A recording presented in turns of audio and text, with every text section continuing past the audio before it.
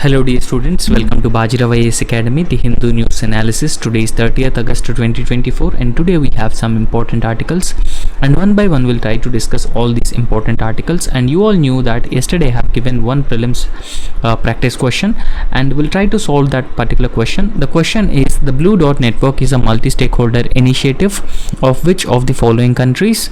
And the Blue Dot Network, when we talk about this Blue Dot Network, so it is a multi-stakeholder initiative.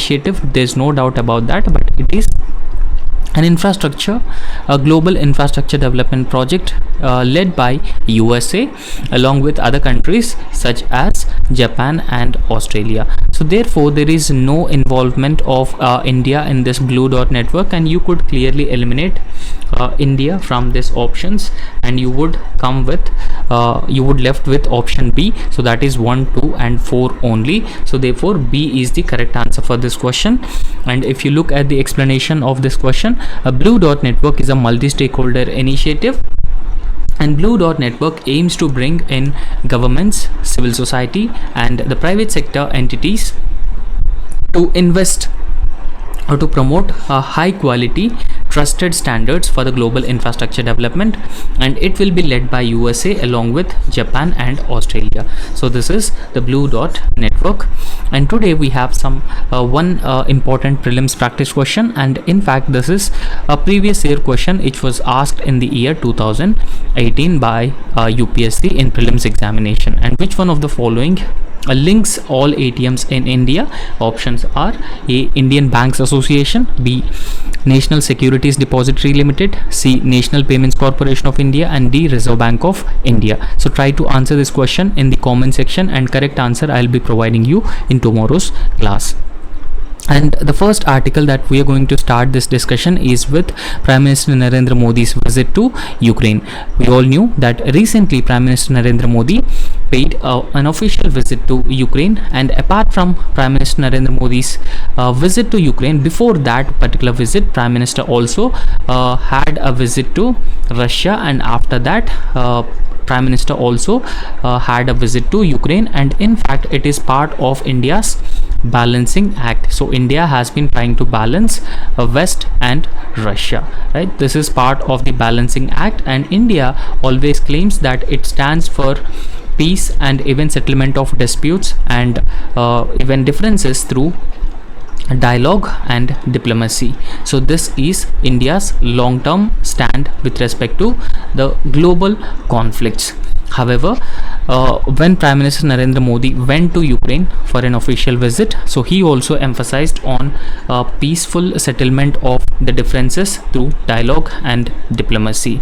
And in fact it is one of the most important visit of Prime Minister Narendra Modi to Ukraine, because it will help in balancing India's relations with West and also India's strong commitment to international norms, peace and rules-based order, and at the same time the sovereignty and territorial integrity of the independent nation such as Ukraine.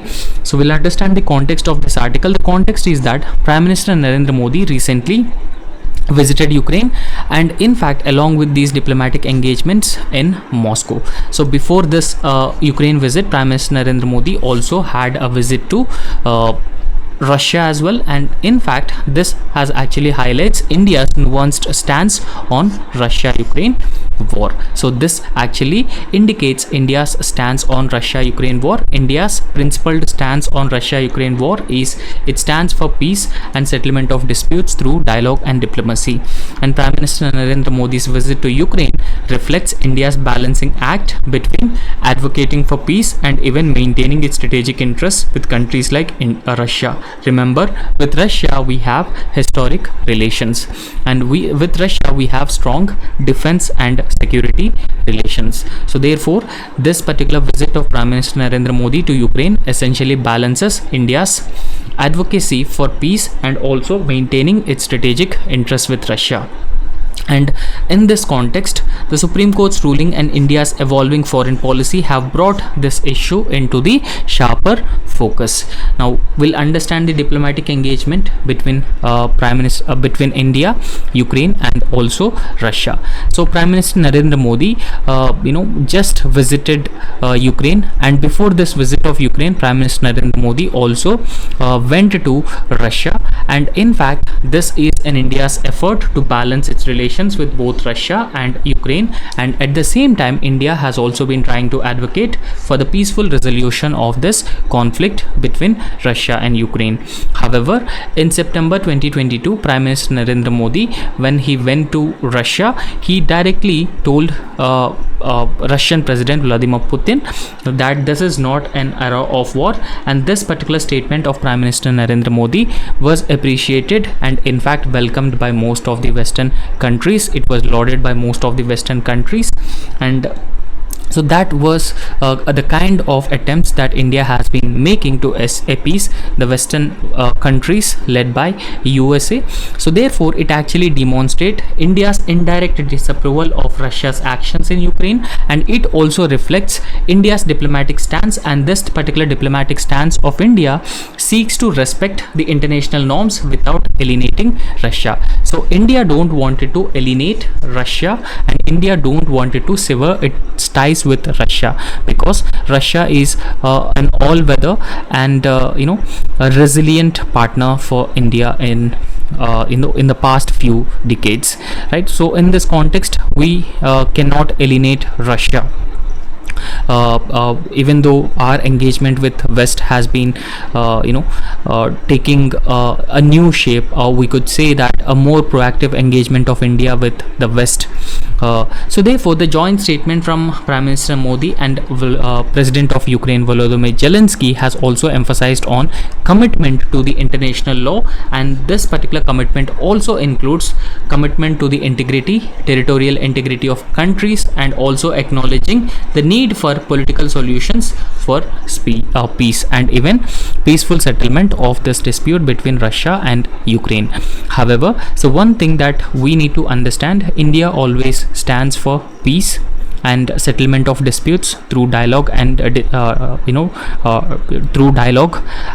diplomacy, and also India stands for international norms, territorial integrity, sovereignty, which are actually part of India's Panchsheel principles. But on the other hand, with Russia, we have a strong defense and security partnership.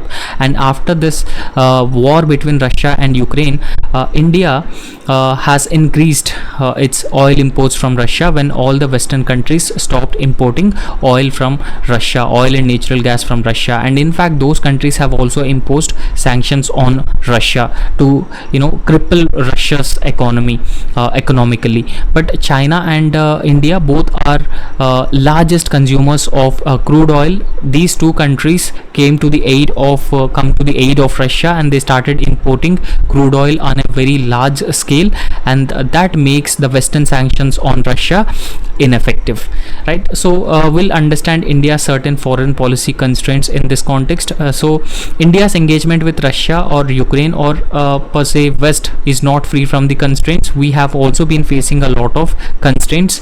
So those constraints are the joint statement between India and Ukraine has actually shows a clear shift from India's principled position. Now, principled position so emphasizes on settlement of disputes through dialogue, diplomacy, peaceful resolution. So that is a principled position to focus on practical solutions for peace between Russia and Ukraine. So this is a clear change in the policy and stance of India towards the Russia-Ukraine war, and that has been indicating India is committed, and it shows India's willingness to engage within the limits of its strategic constraints that India currently have.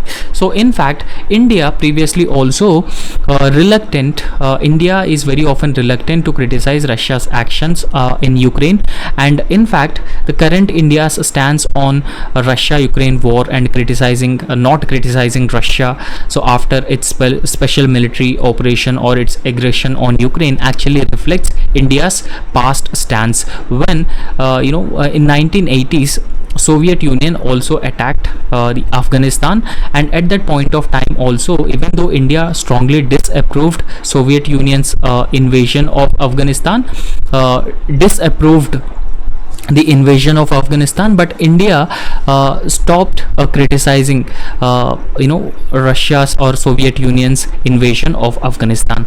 And in fact, Ukraine and Western allies expect India to criticize Russia's actions on Ukraine, and they also wanted that India should actually cut down its economic ties with Russia. For example, when we talk about the economic ties with Russia, so India should cut down trade, and India should also cut down its oil imports from Russia, and India should also sever its defense and security ties with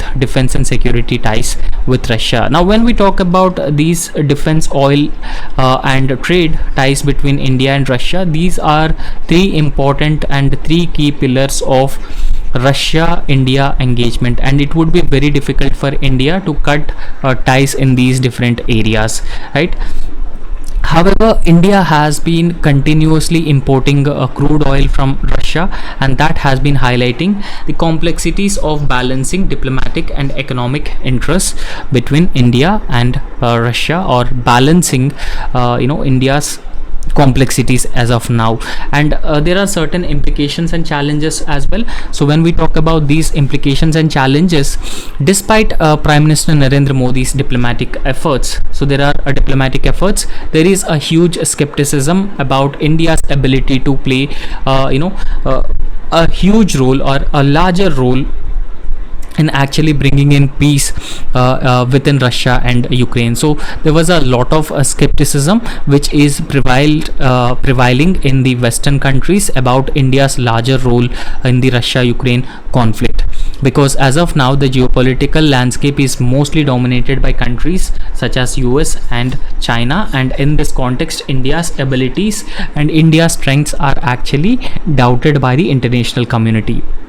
And in fact, so there are a lot of historical grievances also for India with respect to Ukraine. Now when we talk about the historical grievances, Ukraine continues to supply arms and ammunition to Pakistan, and that is a cause of concern for India. And in previously also, India strongly condemned Ukraine's continuous supply of arms and ammunition to Pakistan. And when India conducted nuclear tests, Ukraine strongly condemned India's nuclear tests. So these are the historic grievances, and these historic grievances between India and Ukraine actually held back the ties between these two countries, thereby complicating the efforts for stronger ties between India and Ukraine over the past few decades. However, the effectiveness of India's involvement in the peace efforts actually questioned by the international community, particularly the Western countries. So they actually doubt India's ability to lead the peace process and establish peace between Russia and Ukraine.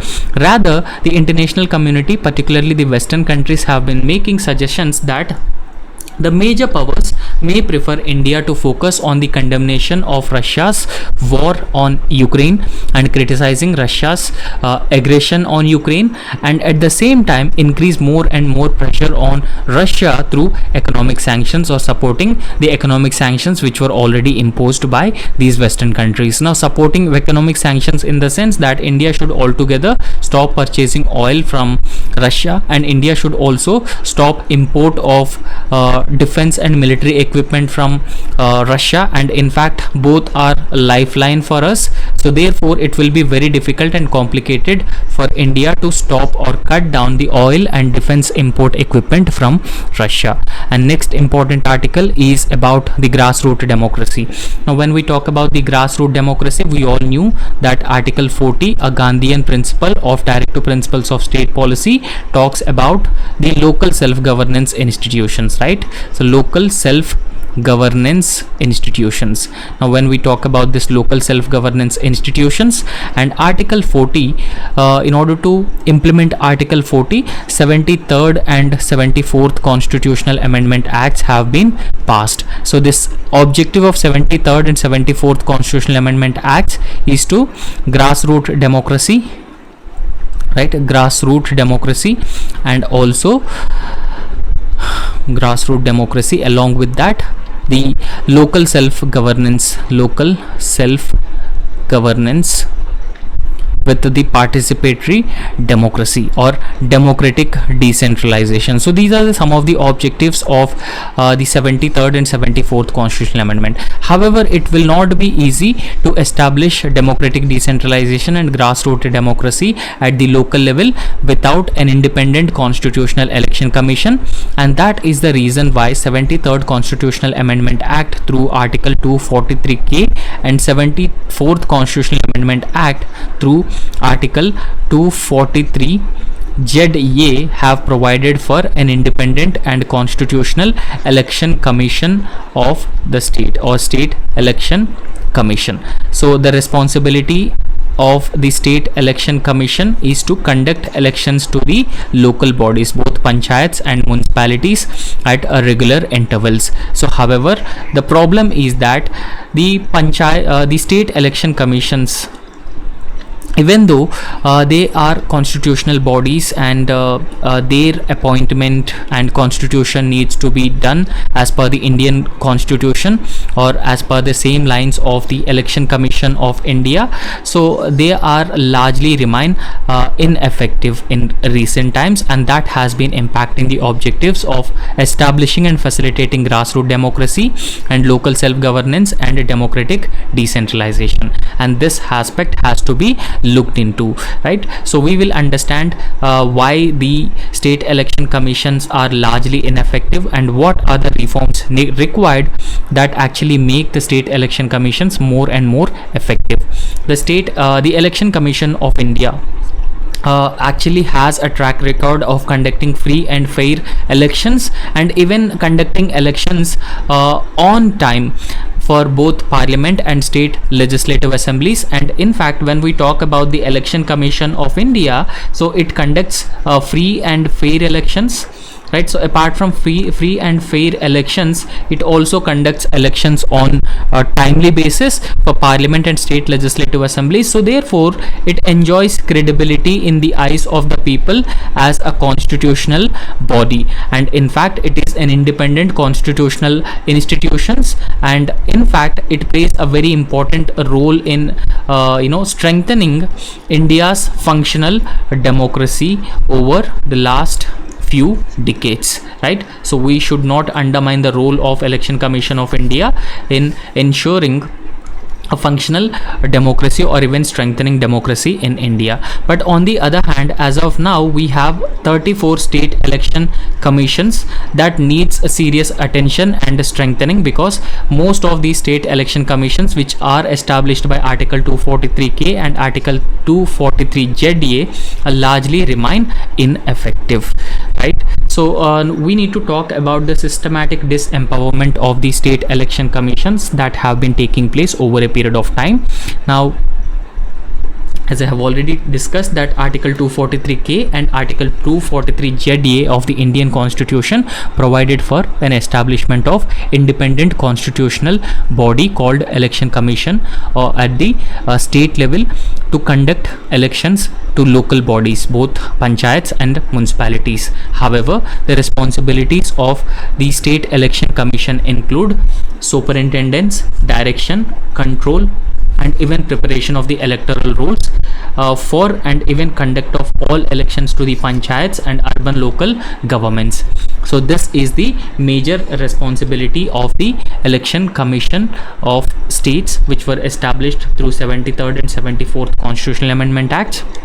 But as of now, the election commissions in India, state election commissions in India, are increasingly disempowered, and even certain cases even in the litigation with the respective state governments. And one such example is the Karnataka State Election Commission in fact filed a contempt petition against the government of Karnataka. So therefore there has been increasing control of respective state governments over these state election commissions, and there is a frequent interference in the functioning of the State Election Commission with respect to appointments, constitution of State Election Commission, and very often there is even vacancy of appointing members to the State Election Commission. There are limited powers which are being given, limited finances which are being given by the states to the state election commissions. And all these problems have been plaguing the functioning of state election commissions, right? So in this context, recently, Comptroller and Auditor General of India has done the performance audit of the implementation of 74th Constitutional Amendment Act across the country. And this performance audit of the CAG has actually shown that across 17 states, they show that 1560 out of 2240 urban local governments, 70% did not have the elected councils at the time of the CAG audit, and therefore lack of elected councils in majority of the urban local governments, indicating the ineffectiveness or ineffective nature of the election commission at the state level in terms of conducting free and fair and even timely elections. So this has been pointing out towards the fact that there is a need for the reform within the state election commission, and they need to be brought in par or brought at par with the Election Commission of India to ensure free and fair elections. Now whenever you are writing an answer, it is very important that you need to quote such impactful data in your answer to score more marks. And the disempowerment of the state election commission is more often than not causes delays in conducting timely elections, and such delays would further undermine the governments and even over a period of time gradually erode the trust of the citizens in the important public institutions. So therefore it is very important that credibility of state election commissions should be maintained in the eyes of the public, and at the same time the trust of the people over the democratic process and even over the grassroots democracy should not be undermined or should not be eroded. However, only 11 out of 34 states and union territories were empowered state election commissions to conduct ward delimitation. So therefore there is a need that increased number of powers should be given to the state election commission, and these state election commissions need to be constituted on time. More independence should be given because they are constitutional bodies, and they should be limited government interference, state government interference in the functioning of such independent bodies. However, the need for reform of the state election commission is also pointed out by the Supreme Court in one of its judgment. The judgment was Kishan Singh Tomar versus Municipal Corporation of City of Ahmedabad and others, 2006. And in this particular case, the Supreme Court has held that the state election commission must be fully empowered on all matters of the local government elections, and in fact the state election commission should be brought at par with the Election Commission of India. So that is very important to actually ensure that the democratic decentralization and grassroots democracy at the local level to be ensured or even established. However, there are certain reforms that the authors have suggested, and these reforms are must in order to bring about change in the functioning of state election commissions. So what are those reforms? The reforms are, there is a need to bring in state election commissions on par with the Election Commission of India in terms of transparency and even independence in constitution and appointment to the members of the state election commission. So this is the first very important reform that needs to be brought in into the functioning of the state election commission. And the author has also suggested that union government should actually bring amendments to the 74th Constitutional Amendment Act. So in this context, firstly, the delimitation of the ward boundaries and even reservation of seats must be mandated only at a fixed intervals, say once in 10 years, and the powers of ward delimitation and reservation of seats for local governments must be vested in the state election commissions. And another very important reform that has to be brought in within the State Election Commission is that it must be entrusted and empowered with reservations to the positions of mayors and presidents and even deputy mayors and vice presidents of the local governments, say once in 10 years wherever applicable or wherever possible. And apart from that, there should be a limited government interference in the functioning of the State Election Commission. So that is very important, because that would ensure independent functioning of these election commissions, and independent functioning of election commission is very important to conduct free and fair elections. So we need to talk about free and fair elections, not just free and fair elections, and even conducting timely elections at the local level, right? So timely elections along with free and fair elections would ensure democracy or democratic principles at grassroots level, or even democratic decentralization at the grassroots level, and that is the ultimate objective of both 73rd and 74th Constitutional Amendment Act and even Article 40 of the Indian Constitution. And next important article is that recently Cabinet approves Bio E3 policy for fostering high performance biomanufacturing. So we will understand what exactly is this Bio E3 policy and how this Bio E3 policy will foster high performance biomanufacturing. First, understand the context. Recently, the Union Cabinet has approved Bio E3, and E3 here means, E3 essentially means that economy. So how it is going to benefit economy and how it is going to create a gainful employment opportunities, and apart from that, environmental conservation and environmental protection. Now, how biotechnology can actually be used for important applications in the areas of environmental conservation, economic growth and development, and even gainful employment opportunities creation. So we should not undermine the role of biotechnology, because biotechnology has a lot of spin-off benefits.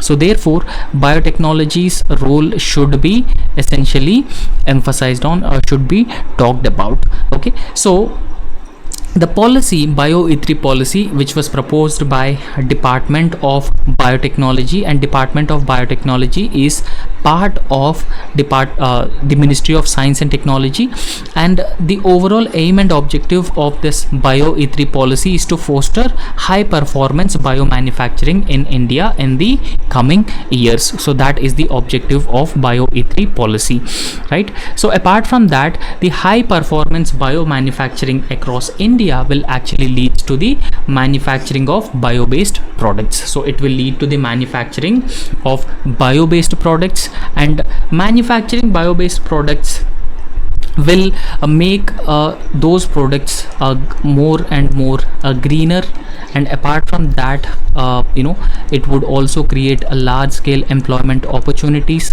especially women, right? So it would lead in women empowerment, and green products would be less contaminating, less polluting, and apart from that, it would also benefit the environment, and it would also give a push, it also gives a boost to the economic growth and development. So the overall aim and objective of this particular Bio E3 policy is to build a resilient biomanufacturing ecosystem, and this specific biomanufacturing ecosystem will actually tackle global challenges that we have been facing, such as climate change mitigation and food security and human health. Now, we all knew that biotechnology and genetic engineering are the technologies and which can be actually used to produce high yielding variety seeds. When we produce high yielding variety seeds, the food security need or food security related aspects can be effectively met through. So apart from the food security needs, so we could also produce a drought tolerant and even salinity resistant short crops. So we could produce all these different things through biotechnology, and that could over a period of time ensures food security. And due to climate change, We could also bring in new crop varieties, and these new crop varieties could actually withstand climate change, and that would also result in adaptation and mitigation of climate change. Okay, so the policy actually focuses on industrializing biology to promote sustainable and circular practices, which are crucial and very important for addressing the critical societal issues as well. As of now, we have been emphasizing on a circular economy as well. So this circular economy will benefit the economy, because it would be more and more sustainable, it would be greener, it would be less polluting, and it is also resulting in less waste and less contamination. So because of that reason, the bio-based products will also give a fillip to the circular economy as well. So bio E3 policy will concentrate on the following strategic sectors. So those strategic sectors specifically: high value bio-based chemicals, biopolymers and enzymes, and even smart proteins, functional foods, and then precision biotherapeutics, climate resilient agriculture, carbon capture and its utilization, and even marine and space research. So it actually have a lot of benefits and lot of applications.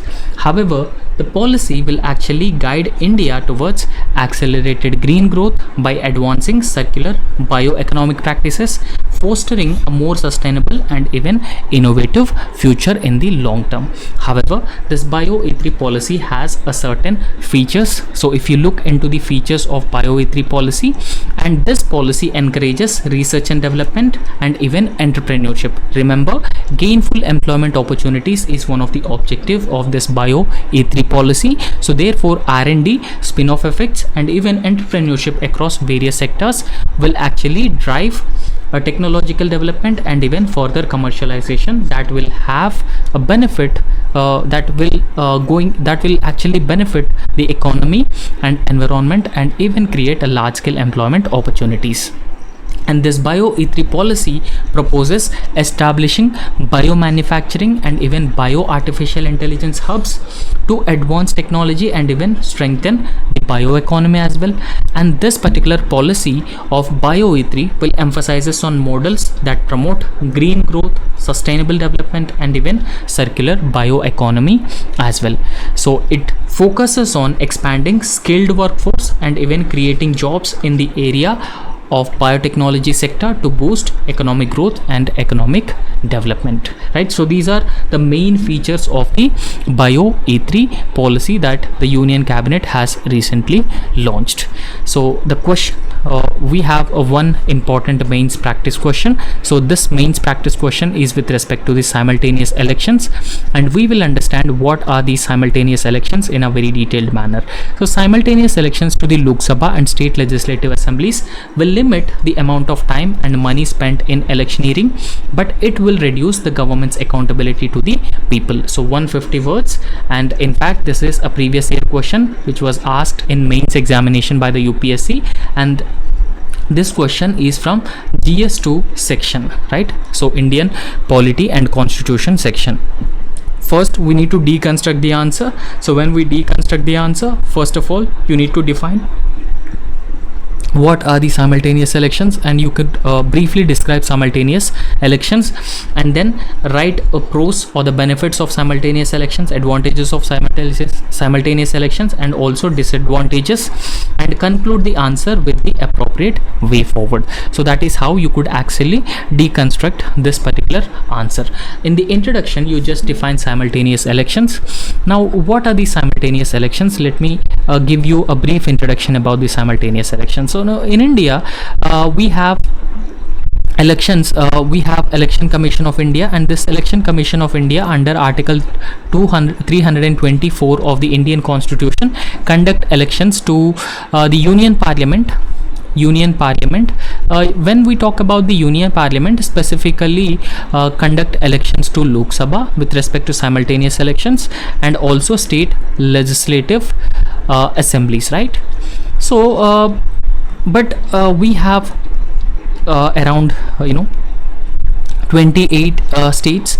So it is not possible as of now to conduct elections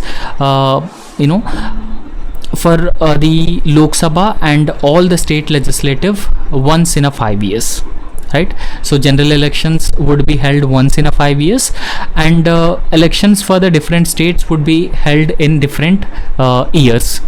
Okay, so therefore under the simultaneous elections, former president Ramnath Kovind, so there was a committee under former President Ramnath Kovind to actually study and report over the feasibility of conducting simultaneous elections. So simultaneous elections means conducting Lok Sabha elections and all state legislative assembly elections once in 5 years. Conducting elections once in 5 years is a simultaneous elections, and Ramnath Kovind, there was a committee which studies the feasibility of conducting simultaneous elections once in 5 years, and this is in line with the one nation one election process, right? So simultaneous elections actually refers to structuring Indian election cycle by synchronizing elections to the Lok Sabha and state legislative assemblies, right? This is in line with one nation and one election, and as part of the simultaneous elections, voter will actually cast their vote for electing members of Lok Sabha and state legislative assemblies on one single day at the same time or in a phased manner as the case may be.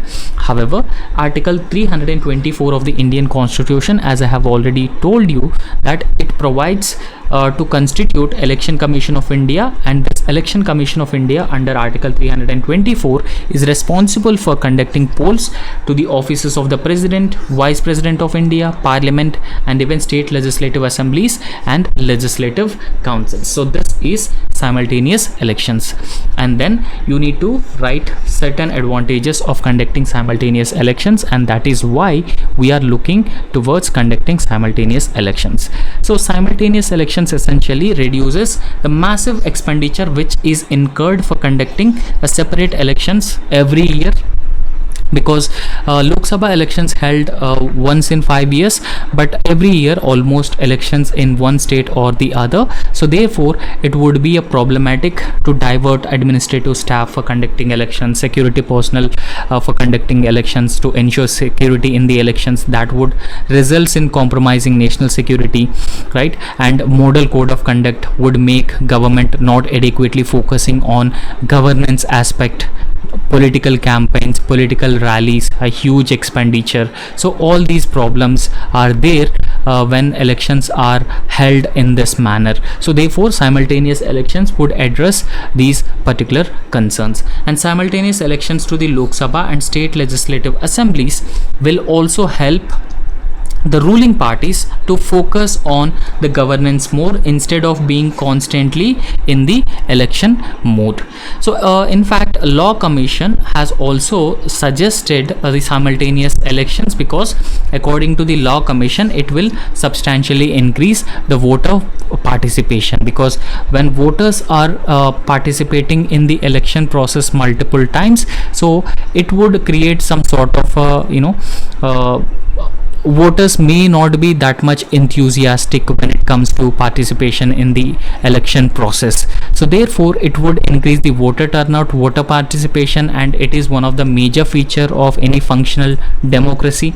And it will also increase focus on administrative machinery on nation to remain constantly focused on the developmental effort. This will be another major advantage, and apart from that, this system will also lead to a minimized disruption of essential services. So as of now, the essential services will also be disrupted, and there is a need to divert the security forces, administrative staff, and everything, right? So there will be a minimal impact, a minimal disruption on the essential services, and simultaneous elections would free crucial manpower which is often deployed for prolonged periods on the election duties.